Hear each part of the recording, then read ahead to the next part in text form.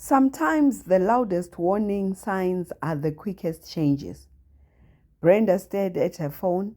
The screen lit up. A message from Bruce. Morning. She smiled, but something about that smile felt forced.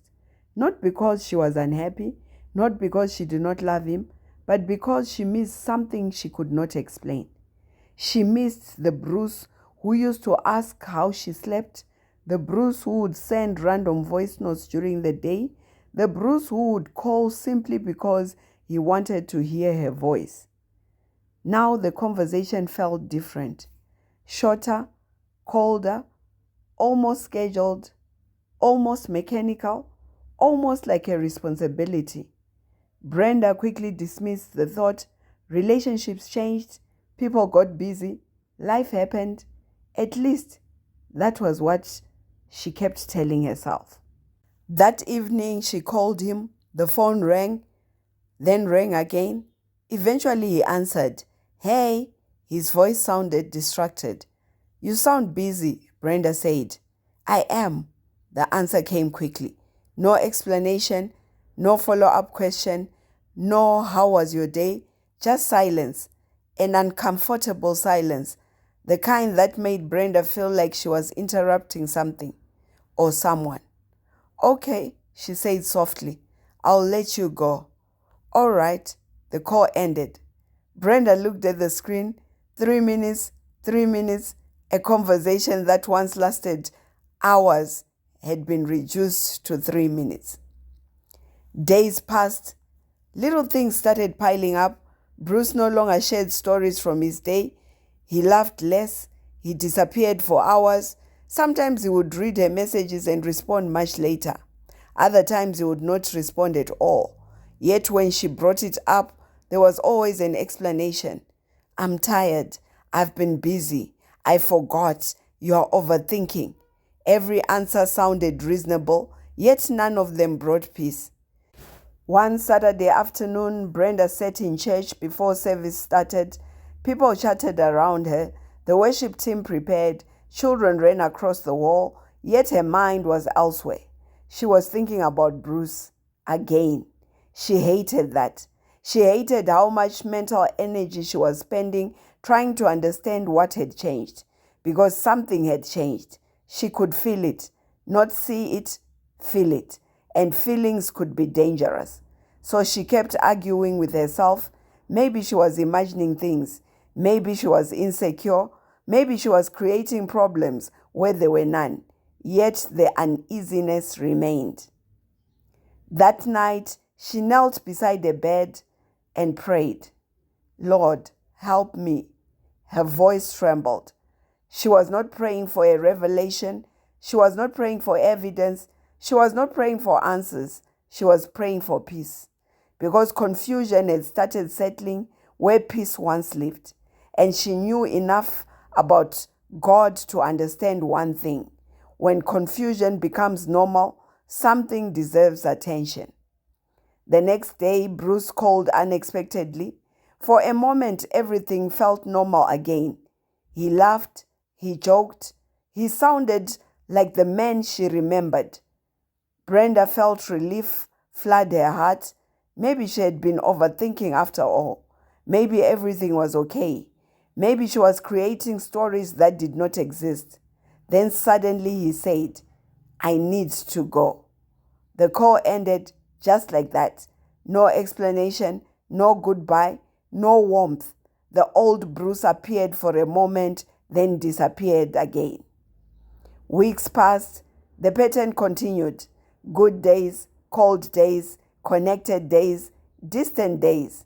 It was becoming impossible to predict which version of Bruce would show up, and that uncertainty began exhausting Brenda because she was no longer responding to who Bruce was. She was responding to who he might be on any given day. One evening, her friend asked a simple question. Are you happy?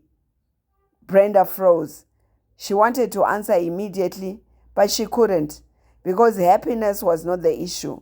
Love was not even the issue. The issue was uncertainty. The issue was that she felt herself working harder to hold together something that used to flow naturally. That night, she sat by the window. The city light flickered outside. Her Bible rested on her lap. She opened it randomly. Her eyes landed on a verse she had read many times before. Let the peace of God rule in your hearts. She read it again and again and again. Then she asked herself a question she had been avoiding. If peace was the referee, what was this confusion trying to tell her? Not every fracture begins with betrayal. Some begin with distance. Some begin with silence. Some begin with changes that seem too small to matter. The danger is not always what we see. Sometimes the danger is what we repeatedly ignore. Have you ever sensed that something had changed before you had evidence that anything was wrong? Join me in the next part where small changes begin creating deeper questions for Brenda. Trust rarely shatters in a moment. It usually leaks away one excuse at a time. Brenda had stopped checking her phone every 5 minutes, not because she had become secure, but because she had become tired. Tired of waiting, tired of wondering, tired of explaining away things that did not feel right. She noticed something strange. The more distant Bruce became, the more she found herself defending him. To her friends, to her family, even to herself. He's just busy. He's going through a lot. Work has been stressful. He'll come around. The excuses rolled off her tongue so naturally that she almost believed them. Almost. One evening, Bruce posted a picture online. He looked relaxed, happy, carefree. Brenda stared at the picture, not because there was anything wrong with it, but because she had spent the entire week hearing how exhausted and unavailable he was. For the first time, a thought crossed her mind. Not a suspicion, a question. Why does he have energy for everything except us? The thought frightened her, so she pushed it away. Days later, she sent him a message.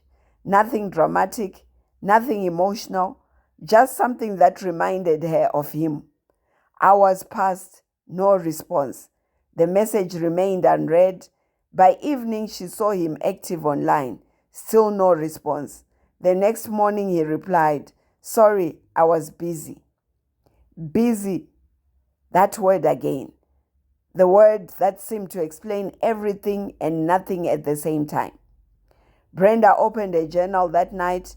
She had started writing things down because she was beginning to doubt her own memory. Maybe she was imagining the changes. Maybe she was becoming overly sensitive, but as she read previous entries, a pattern emerged. Missed calls, cancelled plans, delayed responses, broken promises, dismissed concerns. Individually, each incident seemed small. Together, they painted a picture, and the picture was uncomfortable. The following weekend, they finally spent time together. Brenda was excited. She had missed him. For a few hours, everything felt normal. They laughed, they talked, shared stories. The connection felt familiar. Then his phone buzzed. Bruce glanced at it quickly and turned the screen away. A small movement, almost unnoticeable, yet Brenda noticed. Not because she was looking for problems, but because people become aware when trust begins to weaken. The rest of the evening felt different. Bruce seemed distracted, present but not present, listening but not listening, there but somewhere else. Brenda tried to ignore it, yet her spirit remained unsettled. That night she opened the Bible, not searching for answers, searching for peace. Instead, she found conviction. Not conviction about Bruce, conviction about herself. She realized she had spent weeks asking one question: what's wrong with me? But she had not asked, why am I afraid to confront what I am seeing? The realization stung because deep down Brenda knew the answer. She feared the truth, not because the truth would hurt, but because it might confirm what she had been sensing all along. The next day, she gathered the courage to speak. "Bruce, can I ask you something?" "Sure. You've been different lately." There was silence, then a sigh. "What do you mean?" "You seem distant." Then there was another silence. Then he laughed, not warmly, not kindly, dismissively. "You're overthinking again." The conversation ended before it began. Brenda sat quietly after the call. For the first time, she wasn't hurt by his answers. She was hurt by the fact that her concerns had not been heard. Because healthy relationships do not fear honest questions. And people who care about your heart usually care about your concerns, even when they disagree with them. That night, she looked at a cracked glass sitting on her kitchen shelf. It still held water. It still looked useful. At first glance, it appeared perfectly fine, but the crack was there. Small, thin, easy to miss, and she suddenly realized something. The glass had not shattered the day the crack appeared. It simply became weaker with every passing day. Trust worked the same way. Before bed, Brenda whispered a prayer. "Lord, help me to see clearly." Not through fear, not through insecurity, not through suspicion, but through wisdom. And for the first time in weeks, she felt a strange sense of calm, not because she had answers, but because she had stopped pretending there were no questions. One of the most painful moments in a relationship is not discovering betrayal. It is realizing that your concerns are repeatedly dismissed. When communication breaks down, trust begins looking for evidence to replace reassurance, and that is where cracks begin to form. Have you ever found yourself constantly explaining away behavior that was making you uncomfortable? And at what point does patience become avoidance? Thank you so much for walking with me through this journey thus far. I hope to see you in the next episode, where Brenda discovers that most betrayals begin long before anyone notices them. Most people see the fall. Few people study the steps that led to it. Brenda could not sleep. The questions were becoming louder, not because she had discovered anything, not because she had proof, but because peace had slowly been replaced by uncertainty, and uncertainty is exhausting. She rolled over in bed and reached for her Bible. Whenever life became confusing, she learned to return to the Word. Sometimes God gave answers, other times He gave perspective. That night, He gave perspective. Her Bible opened to the story of David. She had read it many times before. Everyone knew the story. The king, the rooftop, Bathsheba, the affair, the consequences. But this time, something caught her attention, something she had overlooked before. The Bible says that it was the time when kings went off to war, yet David stayed behind. He was in a place he should not have been, doing something he should not have been doing. The affair did not start with Bathsheba. It started with a decision nobody talks about, the decision to stop showing up where you were supposed to be. Brenda sat up. The thought hit her deeply. The rooftop was not the beginning. The rooftop was simply where the hidden problem became visible. The real fracture happened earlier, much earlier. She began writing in her journal. Every collapse has a beginning. She stared at the sentence, then continued writing. A tree does not fall the day it hits the ground. It falls the day decay enters the roots. For a moment, she stopped thinking about Bruce. She started thinking about her life, about character, about compromise, about how easy it is to notice someone else's failure while ignoring the decision that led there. The next day, Brenda met with an older woman from church, a woman she respected deeply. After listening quietly, the woman asked one question. "Brenda, What exactly are you afraid of? The question surprised her. I don't know. The woman smiled gently. Yes, you do. Brenda lowered her eyes. I think I'm afraid that something is changing. The older woman nodded. Then don't focus on what may or may not happen. Focus on the pattern. The pattern? Yes. She leaned forward. Character leaves footprints before it reaches a destination. Those words followed Brenda home. Character leaves footprints. Suddenly she understood why her spirit felt unsettled. It wasn't because she had evidence. It was because she was noticing footprints. Small changes, small compromises, small inconsistencies. Nothing dramatic, nothing criminal, nothing she could accuse him of, yet enough to make her pause. That evening, Bruce called. The conversation felt normal. He laughed, he joked, he sounded relaxed. For a few minutes, Brenda felt foolish. Maybe she really had been overthinking. Maybe everything was fine. Then she noticed something. Whenever she tried discussing the relationship, Bruce redirected the conversation.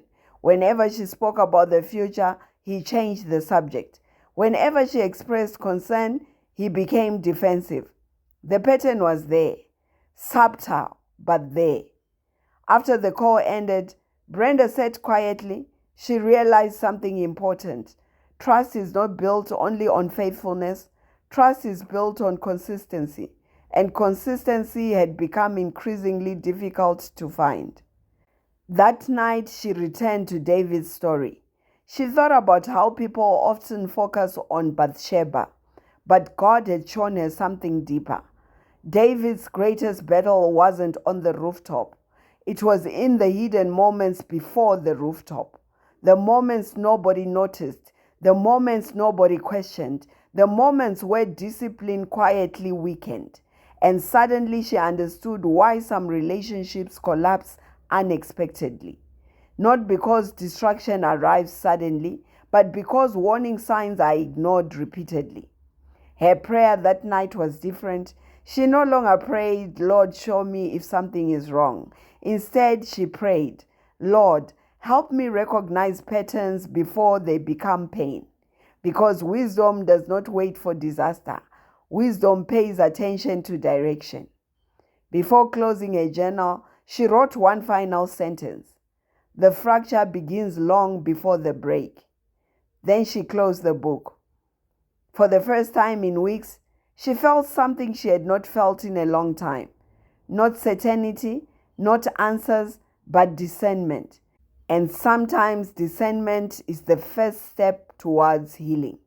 Most people think betrayal begins with an affair. Scripture teaches us otherwise. The visible failure is often the final stage of a process that began with small compromises, neglected responsibilities, and hidden drift. The lesson is not simply to fear betrayal. The lesson is to pay attention to patterns, because direction often reveals destination. What small compromises do people often ignore in relationships? Because they seem harmless at the time. Thank you so much for working with me so far. I hope to see you in the next episode, where the fracture that has been growing beneath the surface finally begins to reveal itself. Sometimes the hardest truth to face is the one your spirit has been whispering for months. Brenda had stopped looking for answers. At least that is what she told herself. After all, she had no evidence, no confession, no undeniable proof, only questions. And questions were dangerous things. Questions could create suspicion. Questions could create fear. Questions could create stories that did not exist. So she chose silence, not because she had peace, but because she was tired. Tired of asking, tired of wondering, tired of hearing that she was overthinking. The relationship continued, at least on the surface. The messages still came, the calls still happened, the conversation still existed, but something had changed. Brenda felt like she was standing outside a house she once lived in. The structure was familiar, but it no longer felt like home. One afternoon, Bruce called unexpectedly. He sounded cheerful, relaxed, the old Bruce. The Bruce she missed, the Bruce she had fallen in love with. For almost an hour, they laughed together, and for a moment, all her fears disappeared. Maybe things were improving. Maybe God was restoring what was broken. Maybe she was worried for nothing. When the call ended, Brenda smiled for the first time in weeks. Then later that evening, something happened. Not dramatic, not explosive, just a moment, a simple moment.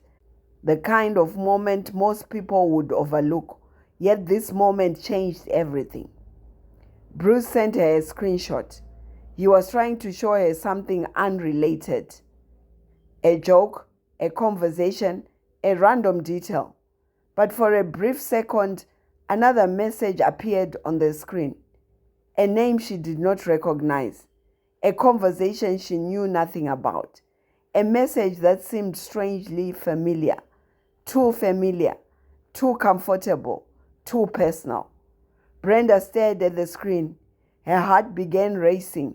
She looked again. Maybe she was imagining it. Maybe she was misunderstanding something. Maybe there was a reasonable explanation. There was always a reasonable explanation, wasn't there? She put her phone down, picked it up again, looked once more. The message was still there. The name was still there. The feeling was still there. For the first time, Brenda stopped trying to explain away what she saw. Not because she wanted to believe the worst, but because she was exhausted from defending what did not make sense. That night, she sat alone. The room was quiet, yet her mind was loud. Every delayed response, every cancelled plan, every unexplained absence, every dismissed concern, every moment she told herself she was overthinking. They all returned, not as an accusation, but as pieces of a puzzle she had refused to assemble. Tears filled her eyes, not because she had discovered an affair, not because she had proof of betrayal, but because she realized something painful. Her spirit had been trying to warn her, and she had spent months arguing with it. The next morning she called Bruce. Her voice trembled, not with anger, with sadness. "Can I ask you something?" There was a pause. "Sure." "Who is she?" There was a silence, a long silence, the kind of silence that says more than words. Finally he spoke. "You're making a big deal out of nothing." Brenda closed her eyes. That answer again. Nothing. Everything was always nothing. Every concern, every question, every uncomfortable truth, nothing.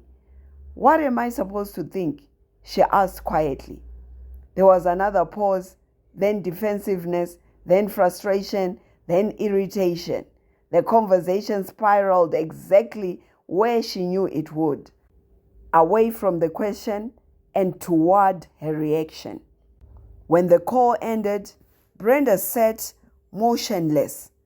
The tears came slowly, not because another woman might exist, but because honesty seemed absent. And without honesty, trust has nowhere to live. Later that evening, she opened the Bible. Her eyes fell once again to the story of David. This time she noticed something different.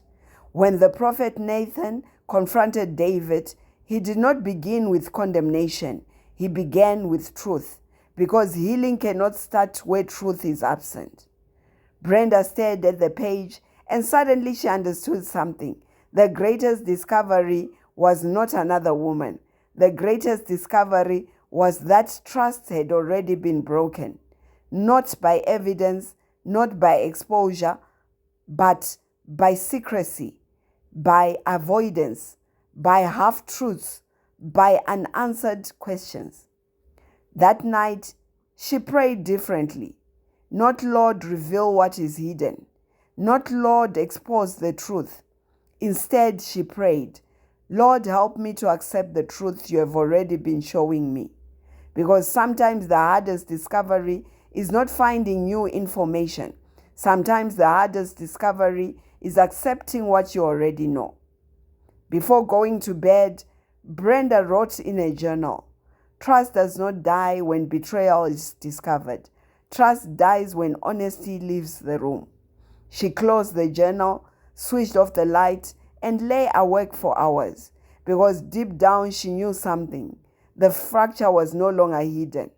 Now she had to decide what to do with what she had seen. One of the most painful moments in a relationship is not discovering evidence. It is realizing that truth has become difficult to find. Trust grows where honesty lives. When honesty disappears, suspicion begins to grow in its place. As we end this episode, I want to ask you a question. Have you ever ignored something because you were afraid of what it might mean if you were right? Thank you so much for walking with me through this journey as we are about to enter our final episode, where Brenda discovers that healing is not about changing someone else. It is about allowing God to teach you through the breaking. Not every lesson comes before the pain. Sometimes lessons are found while standing in the ruins. Brenda sat quietly on the church bench long after everyone had left. The worship team had packed away their instruments. The lights were dim.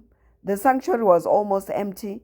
Yet she remained seated, staring at the pulpit, thinking, praying, trying to make sense of everything. The truth was, she still loved Bruce. That was the complicated part. It would have been easier if she hated him. It would have been easier if the memories were all bad. It would have been easier if she could simply switch off her feelings and walk away untouched. But life was not that simple. People were not that simple. Relationships were not that simple. She thought about their first conversations, their laughter, their dreams, the promises they had shared, the future they had imagined, and suddenly tears filled her eyes. Not because she missed the relationship, but because she missed what she believed the relationship could become. For months she had prayed one prayer, "Lord, fix this." But lately God seemed to be answering a different prayer, one she had never asked, "Lord, teach me." The realization hit her unexpectedly. She had spent so much time focusing on Bruce's actions that she had forgotten to examine her own journey, not her mistakes, her growth.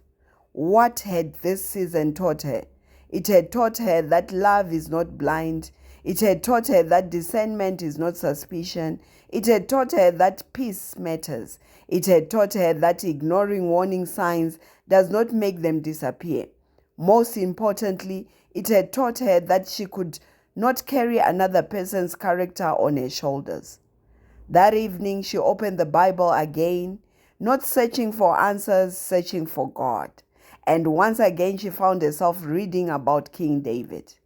Not the David on the rooftop, not the David who fell, but the David who repented, the David who cried out to God, the David who allowed God to confront him, the David who took responsibility. And suddenly, Brenda understood something powerful. The real issue was never whether someone falls. Even human beings fall. The real issue is what happens after the fall. Do they repent? Do they grow? Do they take responsibility? Do they allow God to change them? She closed the Bible slowly because for the first time she realized something. Redemption was possible, but redemption could not be forced. No amount of prayer could replace another person's obedience. No amount of love could substitute for another person's repentance. No amount of patience could do the work that only God could do in her heart. That truth hurt, but it also brought freedom, because it meant she was no longer responsible for carrying a burden that belonged to someone else. Weeks later, Brenda found herself smiling again, not because all the questions had been answered, not because everything was fixed, not because the future was suddenly clear, but because she was changing. The woman who had started this journey was different. At the beginning, she needed certainty. Now she valued discernment. At the beginning, she ignored her own voice. Now she listened when peace began to live. At the beginning, she thought love meant holding on at all costs. Now she understood that love also requires wisdom. One morning, she stood in front of the mirror. For the first time in a long time, she liked the woman staring back at her. Not because she had everything together, not because she had figured everything out, but because she had survived the fracture. And somehow, through the pain, God had been rebuilding her. Later that evening, she sat with a journal. She turned to a clean page. Then she wrote, "Some fractures destroy, others reveal. This fracture revealed me." She paused, then she continued writing. "I learned that trust is precious. I learned that character matters. I learned that peace is a gift. I learned that discernment is not bitterness. I learned that I can love someone deeply without losing myself." For a moment, she stared at the words, then she smiled. A genuine smile, the kind that comes after a storm. Not because the storm never happened, but because you survived it. Before closing the journal, she wrote one final sentence. "God used the breaking to show me who I was becoming." That night, Brenda knelt beside her bed. The room was silent, her heart was calm, and for the first time in months, she did not pray for answers. She did not pray for evidence. She did not pray for explanations. She simply prayed, "Lord, wherever this story goes from here, help me remain soft without becoming weak. Help me remain loving without becoming blind. Help me remain faithful without abandoning wisdom. And above all, help me become everything you created me to be." She wiped away a tear, turned off the light, and climbed into bed. Bruce was still becoming. The future was still unwritten. The story was still unfinished. But Brenda was no longer afraid of the next chapter because she had discovered something greater than certainty. She had discovered growth. And sometimes that is the greatest victory of all. The greatest lesson from betrayal is not always about the person who hurt us.